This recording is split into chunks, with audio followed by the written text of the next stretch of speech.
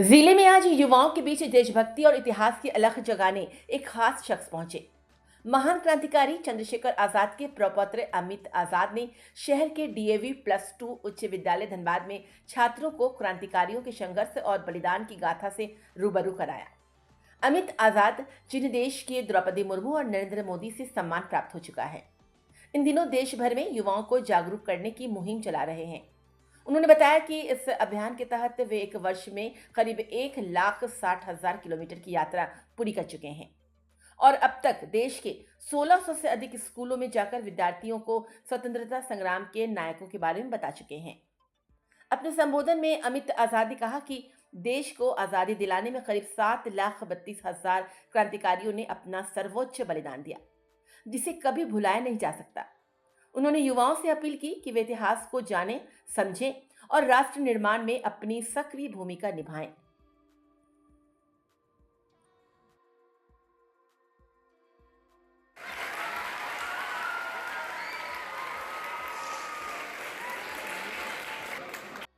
युवाओं को क्रांतिकारियों के इतिहास से रूबरू करा रहे हैं। क्या है ये पूरा मकसद, उसके बारे में?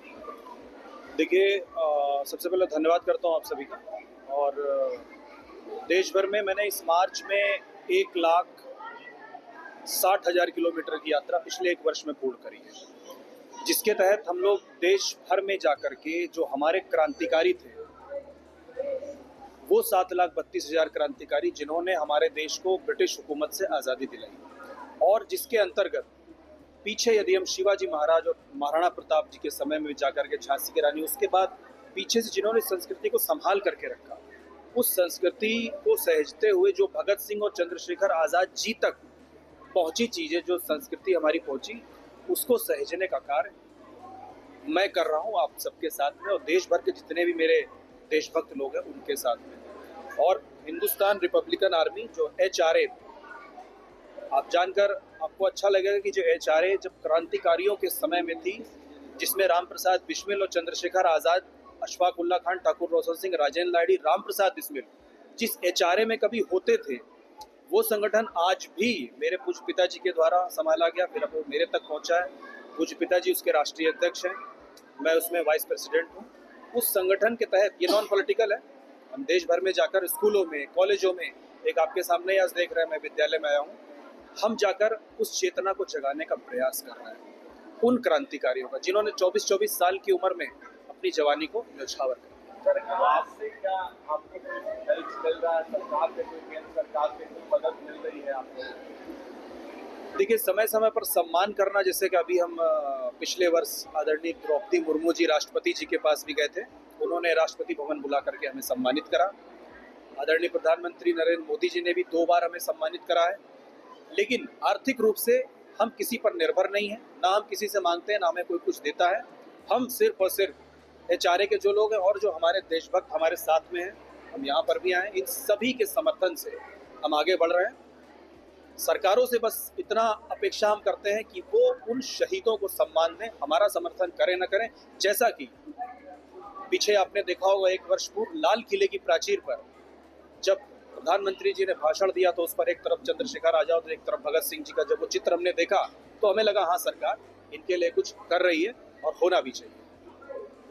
और बता दीजिए, ये कोई भी ऐसी भी चीजें हैं, ऐसी भी इतिहास से जुड़ी बातें हैं जो पाठ्यक्रम में शामिल नहीं है, उसकी भी आप मांग करते हैं? जी, हम मांग करते हैं, क्योंकि हम कई ऐसे स्टेट हैं जहाँ पर हम गए, जैसे महाराष्ट्र में हम गए, हम मध्य प्रदेश में गए।